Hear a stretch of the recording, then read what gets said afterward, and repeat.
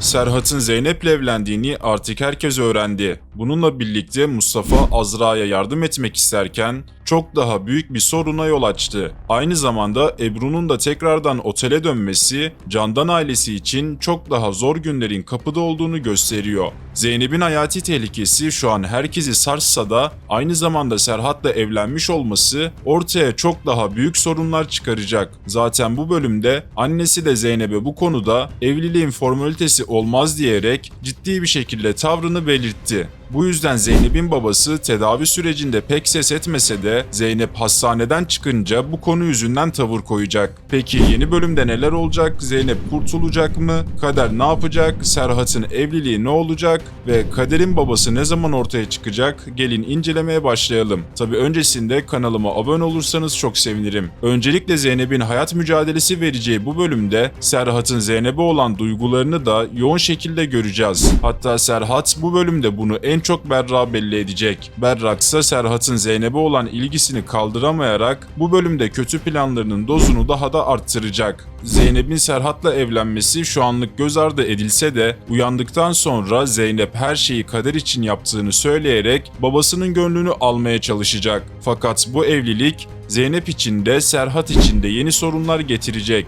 Çünkü Hayal ve İklim bu evliliği kaldıramayacaklar. Her ne kadar formalite olarak yapılmış olsa da Serhat'ın kızlarıyla olan ilişkisi zedelenecek. Tabii bunun en büyük sebebi de yine Berrak olacak. Hayal ve İklim annelerinden şu an her ne kadar nefret etseler de yeni birini babalarının yanında görmeye de müsait durumda değiller. Bu yüzden Berrak da tam olarak kızlarına karşı bu durumu kullanarak onları kışkırtmaya çalışacak. Yani Berrak da Serhat'ın Zeynep'le evlendiğini muhtemelen bu bölümde Tülin sayesinde öğrenecek. Kızların Zeynep'e karşı duydukları sevgi bir anda tersine dönebilir. Hastane sürecinde İlkim ve Hayal her ne kadar bu duruma üzülecek olsa da gerçekler açığa çıkınca Berrak'ın oyunları onların da duygularını sarsacak. Peki Kader'e ne olacak? Kader yurtta olduğu için Zeynep'e ne olduğunu bilmiyor. Fakat o da bir şekilde Zeynep'in hastanede olduğunu duyarak ziyarete gitmeye çalışacak. Yurt şartlarında bunu yapması her ne kadar mümkün olmasa da bence ablalarından yardım alarak Kader de Zeynep'i hastanede ziyarete gidecek. Bunun yanında Kader Zeynep'in kendisini evlat edinebilmek için Serhat'la evlendiğini de öğrenecek. Peki Cihan ne yapacak? Ebru her ne kadar Cihan'dan uzak durmaya çalışsa da bu bölümde Cihan'a karşı bir aşk beslediğini anladık. Bunun yanında Cihan'ın Ebru ile olan konuşmalarına bakarsak Cihan ciddi anlamda Serhat'a karşı büyük bir kıskançlık duyuyor. Bu yüzden de Ebru'ya Azra'nın kendisine takık olduğunu ve ondan boşanmasının ne kadar zor olduğundan bahsetti. Sadece bu sahne bile Cihan'ın ne kadar psikopat olduğuna dair büyük bir kanıt.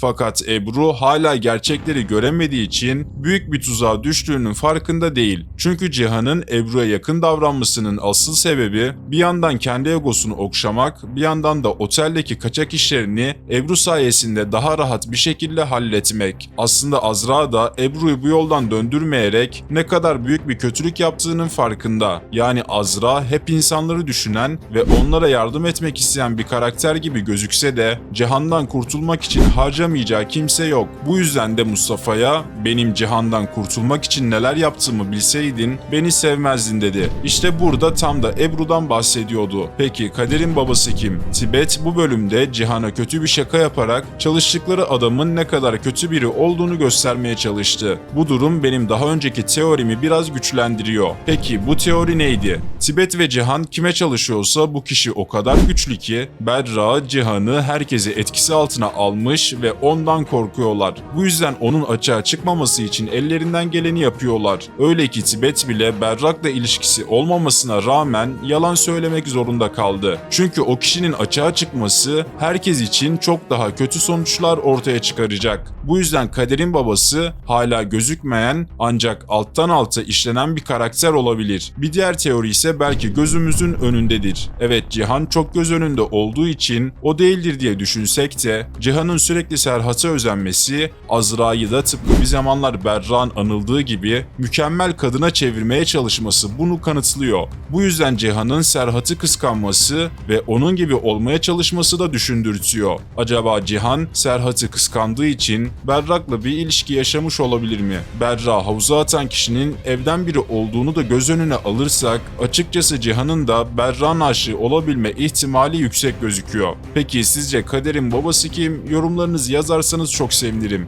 Videoyu beğenip kanalıma abone olmayı unutmayın. Sonraki videolarda görüşmek üzere. Kendinize iyi bakın.